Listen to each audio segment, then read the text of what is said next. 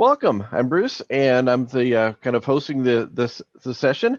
I'd like to go and welcome Simone Conceicao. Hopefully, I didn't slaughter that too much. And she's here to talk about writing for e-learning magazines, how to share your ideas and best practices. And I think that's going to be. I'm excited to hear this because that's something I like to do, and I think it's a good thing for most people to do because we're sharing our experiences with the rest of the industry. So, you got your screen shared. I'll let you take it away. Thank you, Bruce, and welcome everybody. I'm Simone Conceicao. I'm a professor at the University of Wisconsin-Milwaukee, but I'm mostly for this presentation, I am the editor-in-chief of eLearn magazine. And my co-presenter, who is not here, is Dr. Steve Schmidt, and he's an associate editor of eLearn magazine, and he's also a professor at East Carolina University. So I've been the editor-in-chief for eLearn magazine for about 1 year, and the previous 3 years I was the co-editor-in-chief and a member of the board for quite a while. Anyway, so here is what I'll do today. I will give you an overview of the magazine, the publication guidelines, the review process, examples of manuscripts and special issues, and tips for publishing in eLearn magazine. And hopefully at the end of this session, we'll feel like, yes, this is a place I can share my knowledge and application of technology, educational technology, or digital learning ideas. So to give you a brief explanation about our online magazine is where theory and practice meet. Here is the website. You can also do a search for eLearn magazine. It will go right to the website. It's an open access magazine. It means that anyone can access the website and read eLearn magazine articles at any time. We are part of ACM, which is the Association of Computer Machinery. And this magazine is totally free. You don't have to pay to publish, and you don't have to pay to access the articles within the magazine. It's a blind, peer-reviewed magazine. It means that the articles are reviewed by a team of editors who provide feedback on updates, changes, and edits. Usually, the first time you send in, there is a good chance you might get your article published, but you never get an article published accepted immediately. There will be revisions. So we go through a blind review. And I will explain later how this process works. And it's really a magazine that the focus is on practical application of learning, e-learning, online learning. So articles are very useful for practitioners. We do have research, but we always ask our authors to focus on the practical use of what they are addressing in their articles. So our magazine's mission is to advance e-learning innovations, applications, and policy ideas that move the global conversation forward. It's not a blog. Some people send in their article submissions that look more like a blog or advertisement. Those are totally out of scope. But it has a different kind of language than a regular academic journal, because it focuses on practitioners. So the types of articles that we have are opinion. So we do accept opinion, but you cannot just have an opinion, and you have to have your opinion based on evidence. So you've got to either provide some kind of research, or evidence-based from research or practice. We do have interviews. We have original articles. We have books, software, or conference reviews. So for example, somebody could do a review of this conference and publish that. And we also have special issues. The website is easy to navigate, and you do a search on the internet and you might be able to find something you need to know or learn about. So why would you publish an article in eLearn magazine? Well, maybe you want to gain experience. If you are a student, a graduate student, and want to publish, you could gain experience. If you are a practitioner, you are sort of concerned in publishing in a journal that's too academic, this is the place for you. You can also gain exposure of what you're doing, your practice, or even research. It can be a resume building, an opportunity to share ideas and practices, and also an opportunity to collaborate with others in the case of special issues. And we've had a couple of special issues that people collaborate to review and invite other people to be part of the conversation. So a few facts about publishing in eLearn magazine. So you don't have to be a published author. You could be somebody who is just starting to publish. Sometimes I do get emails and I will meet with the person and brainstorm ideas, talk about what the possibilities are, or even share what we have published about the topic that person is interested in. You don't have to be a professional writer because, you can learn through the process. You don't have to be a professor. You can be a practitioner. You don't have to have a fancy title. And articles are between 500 and 3,000 words. So they're not extensive. You don't want to have really long articles on the web. If people are going to read right on the website, short articles are very helpful, but they need to be concise and they need to be relevant. If you are an e-learning practitioner, share your good work through the eLearn magazine. Okay, so a few tips for writing for eLearn magazine. So first of all, allow time in your schedule to write and rewrite, because you are not going to have your writing accepted at the first time. We get blind reviewers who may have different perspectives. They may interpret what you're writing from different perspectives. We'll give you feedback, and it's great because when you get feedback, you will just enhance your article. Then you want to write an original article that has not been previously published anywhere else. That's very important. And we do searches, to see if the article has been published somewhere else. So it's very important that your article is original. And this is going to be the first place you're sending in. Unless you got rejected and you want to try to publish at the magazine.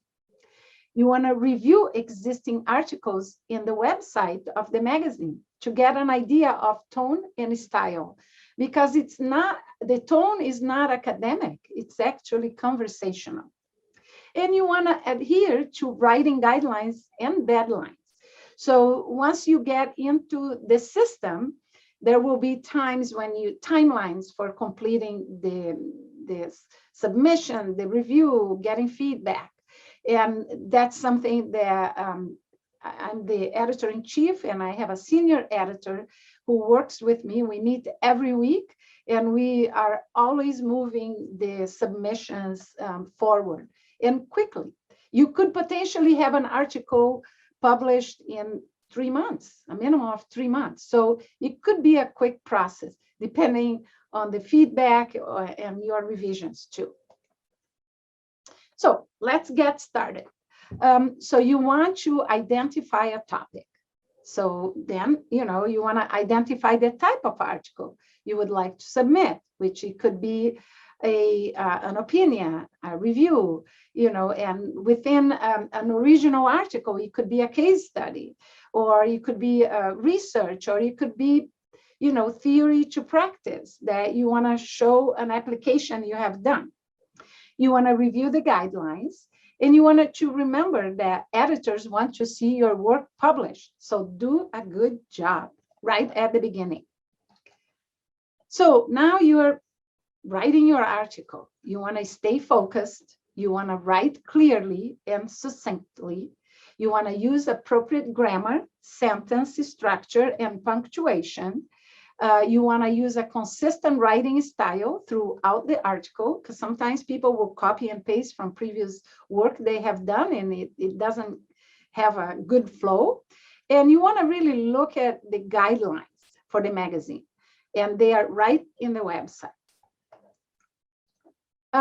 So you wrote your article. Now you want to make sure that you want to review your work. You want to maybe ask somebody else to review your work, a colleague. So you want to match the tone and style of the magazine, which is different than a regular academic publication. You want to edit and proofread. Sometimes you want to pay someone to do that, or even ask a colleague to read it for you. You want to use working and up-to-date URLs, references, and resources. You are able to post URLs on the site, because remember, it's available on a website, on an open source. So the links will be there, and you'll be able to, the reader will be able to relate to that. So it's an easy way to look at an article and share your ideas. Let's see, you have an image showing an educational technology you created. So this will be great because it will be right there, it will be live. You can have videos. You could even do podcasts, but you must write a short opinion or a short article related to the podcast. You know, it can't be just the podcast. You must have something in writing. If you have any questions, interested in doing that, you can always consult with me. So the review process, how does it work? So we have 15 editors on the board, plus myself as the editor-in-chief, and the senior editor, Denise Doig. And the 15 editors, we call them associate editors, because I will review all submissions when they come in with our senior editor, Denise. And if the submission is within the scope of the magazine, then it will be considered for review and assigned to an associate editor. The associate editor sees who the author is and will assign the article to at least 2 reviewers who are totally blind. They don't know who is reviewing the article. Usually our reviewers are board members or people that the associate editor knows. We also have a list of potential reviewers.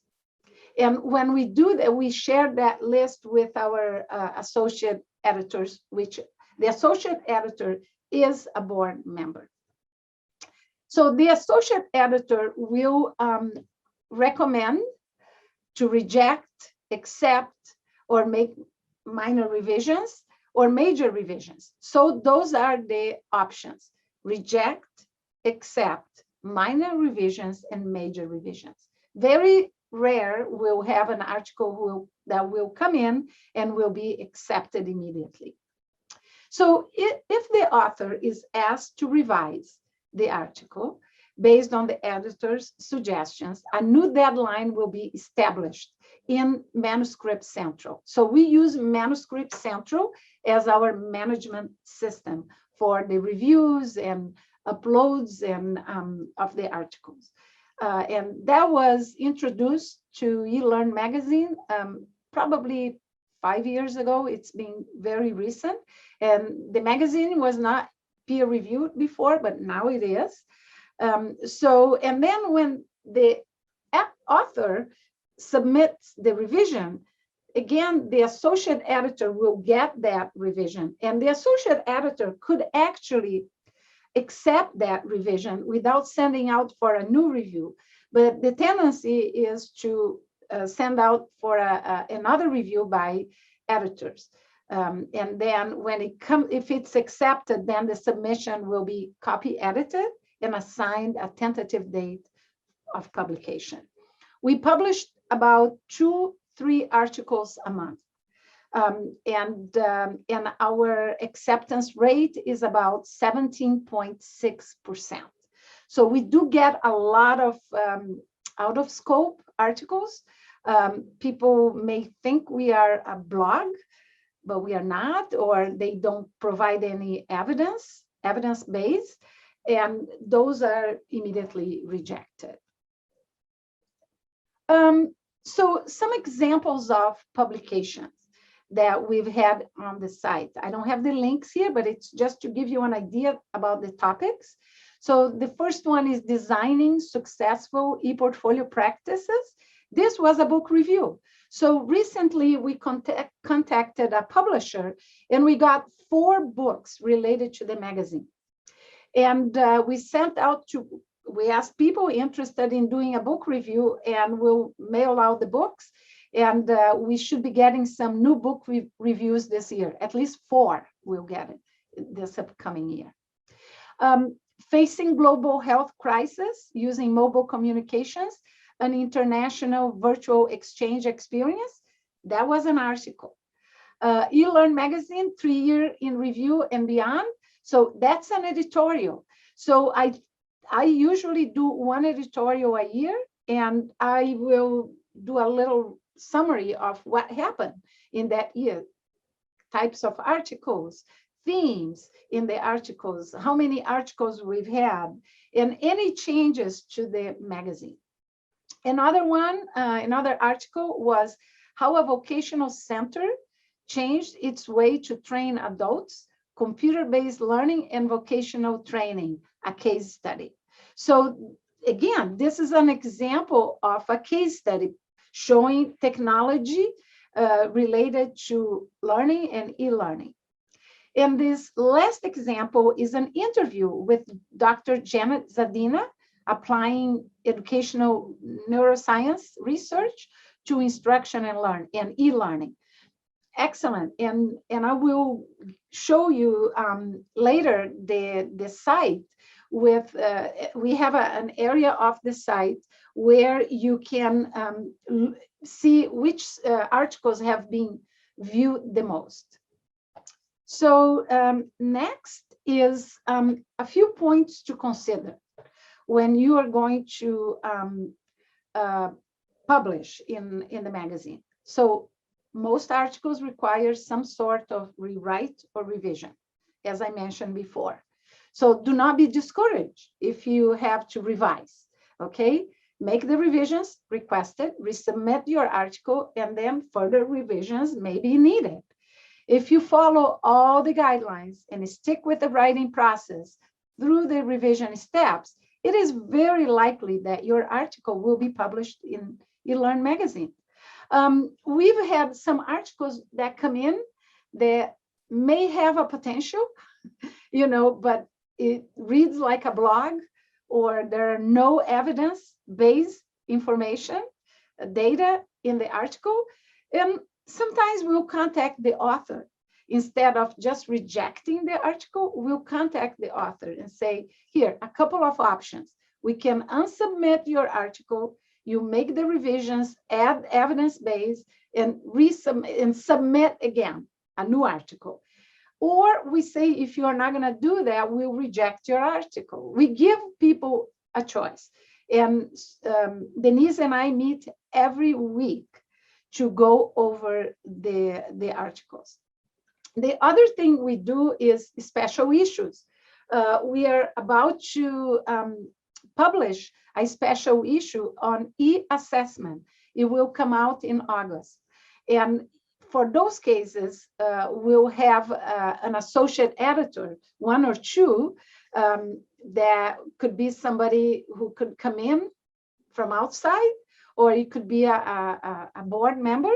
We've had 2 board members publishing a special issue, and we currently have somebody from outside that we worked with the person and met with the person to talk about the process. But the ultimate decision falls in the editor-in-chief and the senior editor. And so this one will be an interesting special issue with probably 7, 8 articles. It could be, 6 to 12 articles in a special issue, and we'll have some videos. We are also talking about having a series of podcasts with some writing about it related to the topic. They will be 15 minutes. One of our board members will be starting to do that. We'll start that soon now. So lots of possibilities. And we try to adhere to the changes to technology and to reaching out to people. So my last slide here is showing that we are in social media. We have a Twitter account. We are in Facebook. Not a whole lot of people use Facebook, but we are there. And we are also in LinkedIn. So please join us. And I'm going to be open for questions. I wanted to give you an overview. And I'm also curious to know who you are attending this webinar. Why are you interested in eLearn magazine? Or have you published for eLearn magazine? So I think Bruce is gonna help me out with that, with the questions. I'm gonna. Yep. Go ahead and feel free if you have questions, or you want to go ahead and share why you are attending the session. Or do you want to get published? Are you interested in learning more about the eLearning magazine? Go and feel free to post that in chat or in the Q&A pod. Either way, I'm watching both. And a chat just came through. Simone, I'm not sure if you're able to see that, or you want me to read it to you? Yeah, why don't you read it for me? Okay. I hadn't heard of your publication before, and I do write articles for other publications, so this is of interest to me. Oh, excellent. Oh, I see now. I can see it now. Okay. Excellent. Yes. So what kind of topics would you be interested in publishing? Irene. Yeah, Okay. examples of e-learning work that they've done. Excellent, excellent. That would be very good. And I'm going to share the website. Let me see, make sure that I have it here. Yes. So I'm going to show you while you are asking questions. So here is an interview. We just had this interview, and you notice that our banner here keeps moving. So an interview with someone from Turkey. So we are very international. Our board members are international too, but this is a really good. So here it shows our most viewed articles. You can see one related to COVID-19. I can see that the COVID-19 has been very popular type of articles. We also have Dr. Janet Zadina's interview as number 4. So we keep track of the ones that are most read. Excellent. So let's see if we have any more questions here. Yep, Carla had asked, so I'm interested in being published, but what intrigues me about the eLearn magazine is that the contributors are not the usual suspects, but new contributors from around the world. Yes, definitely. Please publish with us. And if you have any questions, feel free to send me a message. I'm at Simone C, SIMONEC at uwm.edu. Let me see if I can post my email here. Now, is it still going to be it after you retire? Yes, I'm Okay. retiring at the end of June, and I'm still going to be very active with eLearn magazine, and even more active with eLearn magazine and about e-learning, because my area of research is online education, online presence. So yeah, so I will still be very active. You will see me around. Yeah, as Irene had mentioned, I love the international aspect as well as the scope of the readers being both education and corporate. And that was one question I was thinking of is I'd looked there for the articles and it seemed like the last article that had been tagged as corporate was a couple years ago. Yes, but is your clientele both? We need more. We need more corporate articles. Please send us some. And if you are not really sure, if your article is appropriate, you can always email us. And we'll give you some tips. We'll meet with you if it's necessary. Mm-hmm. Great, because I know some of the topics like e-learning, for example, is, applicable to both, camps. Yes. So let me see if I can post my email here. Sure. If I posted wrong, maybe you could share with the other ones. I'm not sure if I can share with the, oh, here it is. It came through. I found it. Oh, actually, I'll reshare because you haven't sent it just panelists. So I'll share it with everyone. Okay. Yeah, I was there you go. You got it. Yeah, I got it. Yes. Any other questions? Yeah, somebody, let me get it up here. Carla had said that she's actually works with government. So it'd be interesting that's another audience to consider. Yes, definitely. We are open to any. So if you look at the tab that says articles, look at the different types of topics. We do corporate, we do K-12. We would like to do more K-12. Design for learning, higher ed, professional development, emerging technologies, international online education, management. Yes, we need more corporate and K-12 too. I was going to ask, what are the areas that you'd like more articles in? So you're saying it's corporate and then K-12. Yes, we need more of those too. Mm-hmm. We did have a K-12, actually pre-K article recently, and it was about during the pandemic. And that was a Next Door Foundation that had to go totally online. And they work with pre-K, kindergarten, and what they did. And it's a really nice article about using online virtual technology to meet the needs of the learners and parents during the pandemic. Yeah, so in the Q&A, Christina had asked, I've developed some sort of a journal with my engineering students this semester. Would you be interested in any sort of project collaboration? Yes. If so, they'd love to email you. They're out in Vienna. Yes, that would be great. Yes, definitely.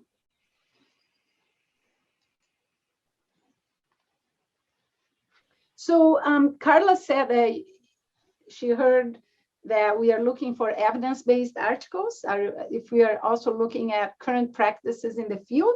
Yes, when we say evidence-based, even practices in the field, we would like to have some evidence base behind the practices. I mean, look for citations, look for theories or concepts related to the practices. That will be much more enhanced and will give more credibility to your work. Excellent. I would like to see your article in the magazine. Anybody else? Nothing active right now. I was going to ask about how many, hits or viewers do you have, or readers do you have, or how many articles are read, in a month? Oh, hold on. We just had a board meeting. Okay.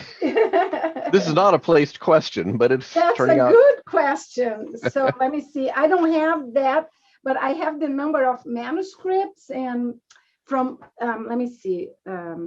I don't really have that information, the number of people viewing. We are about to send out a readership survey because people can sign up on the main website here. They can follow up here. You see, I think you can see that. Receive email updates from eLearn magazine. So we're going to be doing that readership survey in July. And we do that every year or every other year. Not sure how many we have right now. I didn't get that kind of information, but I have countries that people have looked at our website or published our site. So we have Canada, Chile, India, Ireland, Malaysia, Nicaragua, Pakistan, Portugal, United Arab Emirates, United Kingdom, United States. So we've had people publishing from these countries. We have, I'm trying to think if there is anything else here I could share. But when we had our board meeting, we know people who come to our social media, and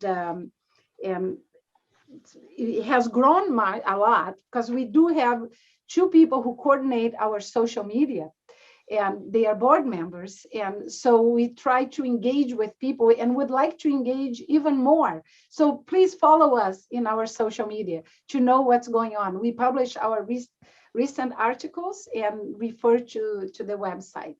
So, There's a question from Evelyn, if you want to take that one. yes, if we have any suggestions of people to be interviewed, or we can choose your own.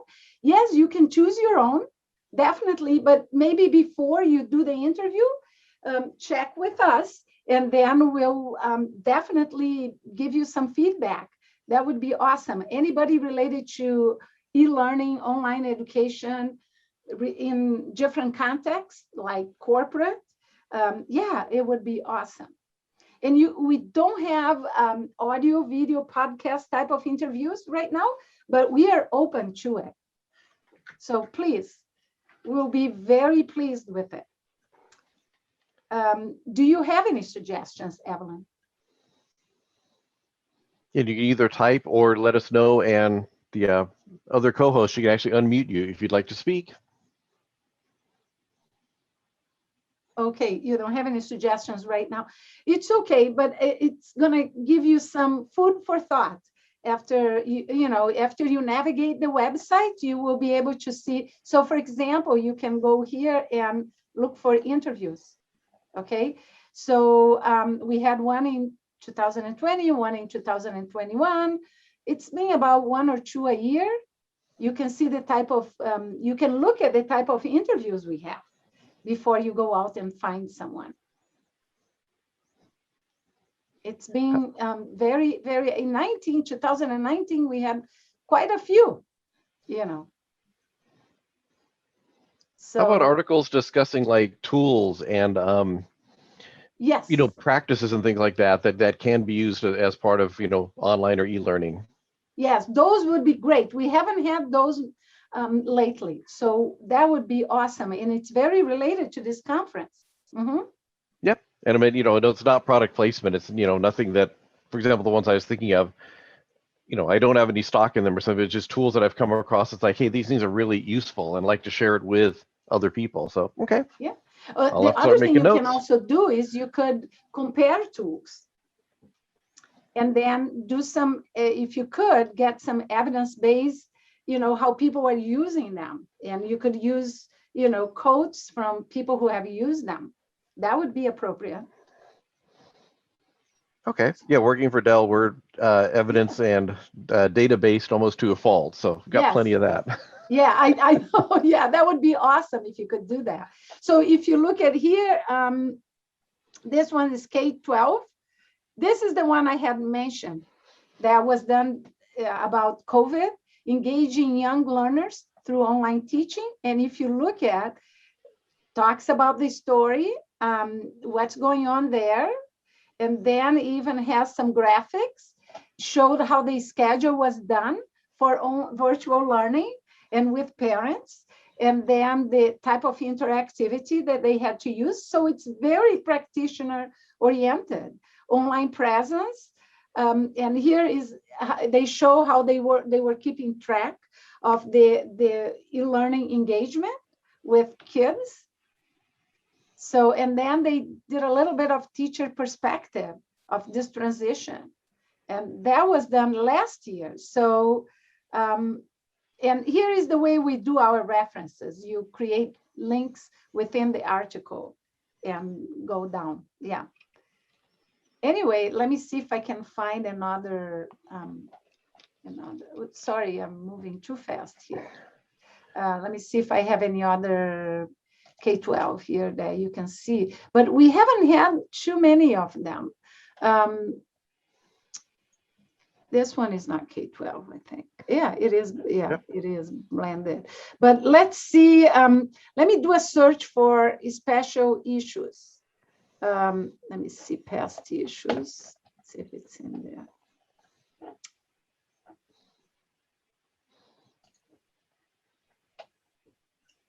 This is not. Let me do a search for special issues. Special issue. We've had some recent ones. This one is on technology and e-learning. So let's go in and look, there is a table of contents. You can go to the articles. So the person who was mentioning about the student work, you could work as a special issue. You just need to work with us, but yeah, and write a proposal. If you already have work from your students, yeah. So in the special issue, for example, here, you explain what it is about. You can download the whole thing. And here is the table of contents that you could go just to separate articles. This one had a lot of articles. So let me see another one. Let me go back here. So you send an email blast out if you're doing a special issue and then Yes. asking for articles on that topic. Okay. Yes, and we do that in different venues, we ask our board members to do the same. Let me see another one. It's looking for things. Here is another one. Okay, this is about paradigm shifts in global higher education and e-learning, an ecological perspective. So it's another one. This is only one of the articles, but there are several articles on the topic. So yeah, we invite you to submit a proposal. And if you're really interested in a proposal, we'll work with you to give you some examples of special issue proposals and work with you on that. Any other questions, comments? I think during your talk, you'd mentioned that there was a place where you go to find out the most popular articles. Yes, Or did I right miss here. Okay. Most viewed articles. Oh, there we go. Most viewed. Okay, Right here. Perfect. Yeah, and it keeps track of, we do have a way to keep track how many views, but I don't have that information right now. I don't think That's nice. if I Nice go to see in, the we'll be topics that able are to most see. popular. Yeah, I don't have a way to see. And look, this was in September 2020, and it's still very popular. Yeah, and this is international online education. So Denise, our senior editor, works with ACM, and to post on the web and graphics, and then you can also share that in social media. It's really good. So ACM has a digital library. So they are all placed into this digital library too. So we get more data about the article from the digital library. Any other questions? I'm going to stop sharing. None of that come through right now, but if you have another question, feel free to type it into chat or the Q&A pods, either way, or let us know. We can unmute you. How many people do we have in this session? Are you able to tell me? Yeah. Right now, 3 attendees and then 3 of us, the panelists. Okay. We're tied. I can see it. I see a thank you from Matea. Yes. Thank you. It's really an overview about the magazine and how you can, publish and submit an article. Definitely. Looking forward to seeing you. So I see the people who are attending now. Great. You got a thank you from Irene also. Thank you. Thank you all for attending this session. Yes, I'm very passionate about it. Definitely. This type of work or magazine is becoming more and more popular, and it's easy to access. You don't have to pay. Some of the magazines or other publications, you have to pay. This one, you don't have to pay, and it's there. And we go through a rigorous process to accept articles. So you don't just get any article. It has to be reviewed and approved, and usually it is revised and resubmitted before it's published. Bruce, do you have any Great. questions? No, I just made a couple of notes in my OneNote as to I'm always trying to write articles, do presentations, and I got some ideas written down. I'll have to write them up a little bit more with some more information and send them in to you and the board and see what you guys think. Yes, and you know what? Whatever presentation you already have given, you could transform that into an article. Yep, And that's what we're doing. Yeah, even an opinion article that you are talking about a tool is a good article. And opinions are, let me see if I'm going to show the website again. I'm going to show you about the Write for Us. So you can see the, let me see, where is it? Here, look at the number of words. Articles can be up to 3,000 words. Opinions are very short articles. They are 500 to 800 words.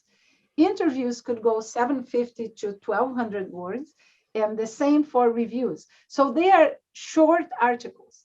Think about that. Your readers will be reading it online. So you don't want something too long. Mm-hmm. Yeah, it's awesome. I looked up the tools word, but yeah, I'll have to read through those articles. This is great. Yeah. So yeah, if you do a search for emerging technologies, that's where you might find some of the tools. But you can also look at this one, augmented, virtual, and mixed. Mm-hmm. This was published 2009. Well, 2019. Come on, that's last decade now. Yeah, but it's still, you can still read that. Oh yes. Get some ideas. Yeah, and that's we would love to see more articles on this topic. Definitely. Yeah. And it's a good one. Yeah, and you can see you have some applications,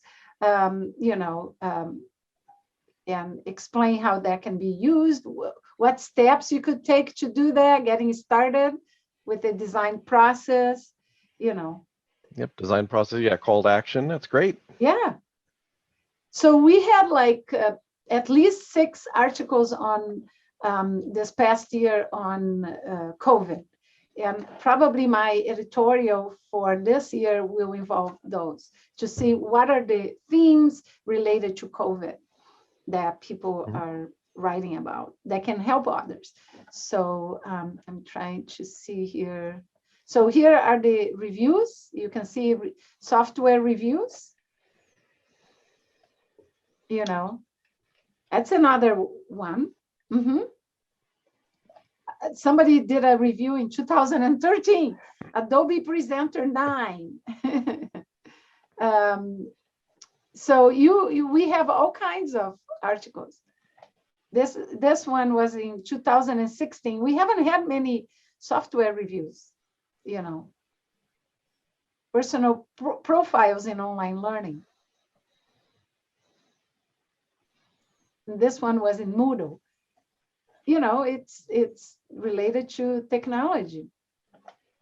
Best assessment tools for online. Some of them might be old now. Oh, but Moodle's still around, Presenter's still around. So. Yeah. But the topics, but it's good to see the changes over time. Here is April 2021, is the one that has been on the banner. This one is in December 2020. This is actually probably has a cross link between the emerging technologies and learning design. This one is using mobile communications. So yeah, so the possibilities are a lot here, So let me see other. So if you want to know who we are, our board members, we have a page for that. Mission, purpose. Here is Denise, our senior advisor. Aras is from Turkey. So we work together with people located in different places of the world. Ellie John. And David, he's organizing your conference right now. Yep, recognize that picture. Yes. Susan is in UK. You know, we have people in California, everywhere. Yeah, in Baltimore, North Carolina. Yeah. So we have a diverse group of people. And maybe you know Ellen Wagner. She's well known, used to work for Adobe Systems and other places. So yeah, recognize some names there. Yeah. Clark, maybe you might Clark know Quinn, I Clark. recognize him. Yeah. Yeah. He has been on the board for quite a while. Yeah. So we're very pleased with our group. Yeah.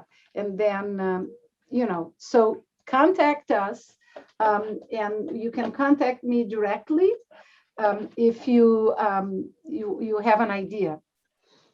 Oh, I like that. Yeah, I got your brain bubbling with lots of ideas. Yes. So I would love to see, maybe we can meet or exchange email and get some ideas going. Yeah, definitely. And you might have something already available that you can transform that into an article submission. Excellent. How are we doing in terms of time? We got 14 minutes to the next one. Okay. Let me see. And we only have one person here now. Yep. All right. Matea's still here. Yep. Yeah. Oh, they're loving the conversation. Thank you. And so what kind of ideas you think you might put into an article, Matea? Matea, am I saying it right? You can probably use the audio because we are only 3. Yep. Yes, transform conference presentations into articles. It's perfect. You can also do a conference review. This conference, somebody could do this conference review. So what you can do with a review is that it's going to be recorded. It's being recorded. So you could go back and review some of the presentations and organize them into themes and topics and write a review about it. How it could be transformed from theory to practice. Yeah, or any takeaways you happen to have from a session or two in the conference. Mm-hmm. Now we all need to just carve out the time to actually write these and then do all the edits. Exactly. Yeah. Oh, good. There she is. Hi. Hi. Thank you so much for this session. It's so cool. I love your passion for it and how inviting and welcoming you are about submissions. So thank you so much. Yeah. So if you are not sure you have something and are not sure how you can transform that into an article, we'll be glad to meet with you. Wonderful. Yeah. It's really exciting. So where are you located? I'm at Columbia University School of Social Work. Okay. Wow. Yeah, and we've got all sorts of ideas of things we'd like to write about. So we have an online campus, so it seems like a great match for. Oh, yes, that would be perfect. We have an article coming up from the Ohio State University about like teaching and learning, excellence on teaching and learning centers and what they are doing, how they are training people during COVID. It's going to come out in June or July. I think July. This is going to come out in July. So if you have something from your virtual environment and you want to share the experiences of your instructors or students, or you have a system, a new technology you're using, how students reacted to that, that would be awesome. Thank you. I'm taking a lot of notes here. Thank you. Yes. Yeah, and you know, sharing might encourage other people to do that. I think the pandemic really allow people to see online education in a different way, and the use of technologies in a different way too. So it's been good for eLearn magazine. You know, people have been coming to the site to look for ideas and be more engaged. Yeah. We have a new person joining us, Lucia. Welcome. And so I feel like lots of possibilities. Yes. Yes. And the good part of it is that you get to publish that without having to pay, because some Right. open access journals, you have to pay to publish. Mhm. Yeah, Yeah, I think Lucia that's is so the next person. important. Oh. Oh yeah, I was sorry. Yeah, Lucia is our next panelist at 4:30. Oh, okay. Yes. All right. Anyway, so this is an opportunity, definitely. Well, thanks for attending. Thank you so much. Yes, Yeah, thank thanks, you. Chris. That was really great. Yeah, I think you're gonna be getting a small flood of articles coming, submissions coming through pretty soon. So that's always probably Please, please, we want to have them good. to keep our readers busy. Yes. Yeah, definitely. Yes. So thank you for attending. Appreciate it.